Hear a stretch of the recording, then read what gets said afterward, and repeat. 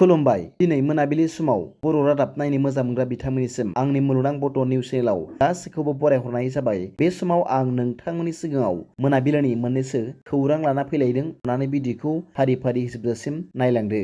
गिबि रादाबाव दं बारग' मन्त्रि चन्दन ब्रह्मनि खौरांगिरिनि मेलजों माखासे गोख्रों बिबुंथि होनायखौ बयबो रायजो राजाफोरा नुनो मोन्दों। मख'नो गोनांदि फैगौ 12 एप्रिल खालारखालि चिरां जिल्लानि काजलगावआव बेलासिनि 4 रिंगायाव 3,000निबो बांसिन गोबां गुबुन गुबुन राजखान्थि हान्जानि दैदेनगिरिजों लोगोसे मावथि फारिया सोद्रोमा आरो रायजो राजाफोरखौ लानानै प्रमद बर'नि दैदेननाय UPPL दोलोआव जयेन जागोन होनना खौरांगिरि मेलनि गेजेरजों आबुङै बुंथिना होयो बारग' मन्त्रि चन्दन ब्रह्म बिथाङा। नैथि रादाबाव दं भारत भुटान सिमनायाव SSBआ भुटाननि जौ हमदों। संसदारि बिसायख'थिया खाथिनिफ्राय खाथिसिन सौफैनाय लोगो लोगो भारत भुटान सिमायाव थानाय SSBआ सिमा बारनानै आयेन बेरेखा खामानिफोरनि सायाव गोख्रों नोजोर होनायखौ गोख्रोंसिन खालामदों।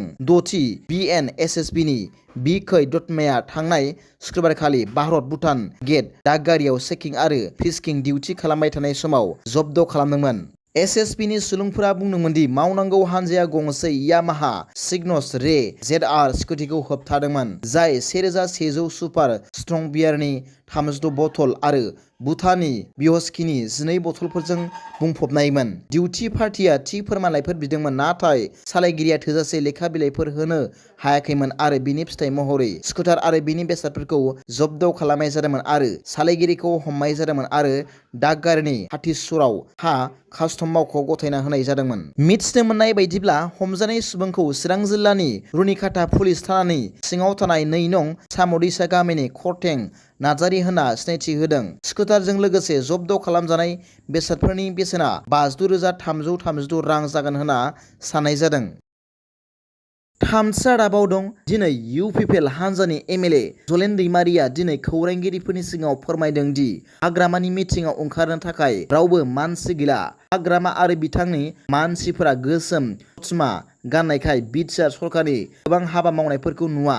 बिटिआर सोरखारा आलारि सोरां, अनसाय बिथांखि, गियान सोरां बिथांखि बायदिफोरनि गेजेरजों रायजो राजाफोरखौ गोबां हेफाजाब होबोगासिनो दं। बिटिआर सरकारा अरुणोदय होदों, रेशन कार्ड राननानै होदों होनना फोरमायदों। लोगोसे बिथां MLAआ फोरमायबावदों दि हाग्रामाया गंसे साबि गोमाजानाय गारि बायदि जाबाय आरो दैयाव गोदोनाय गंसे नाव बायदि जाबाय होनना फोरमायदों।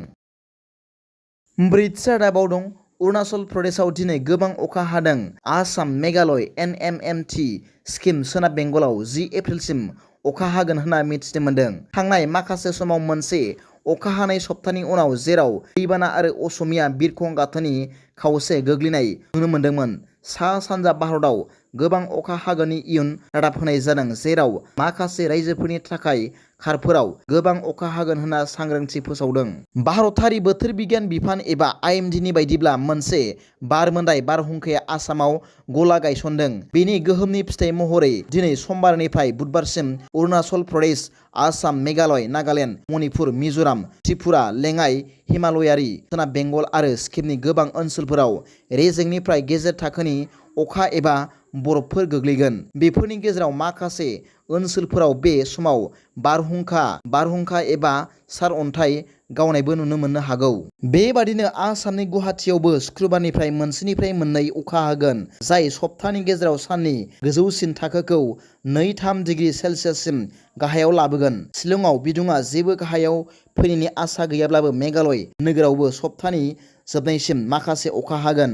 दिनैनि मोनाबिलिनि मोननैसो खौरांफोरा दा बेखिनिल'मोन। भिडिअखौ मोजां मोनदोंब्ला आंनि बे मुलुगनां बड' निउस चेनेलखौ अन्नानै साबस्क्राइब खालाम। गाबोननि फुंबिलिनि रादाबाव नोंथांमोनखौ आंनि बे चेनेलाव गासैखौबो बरायहरनाय जाबाय।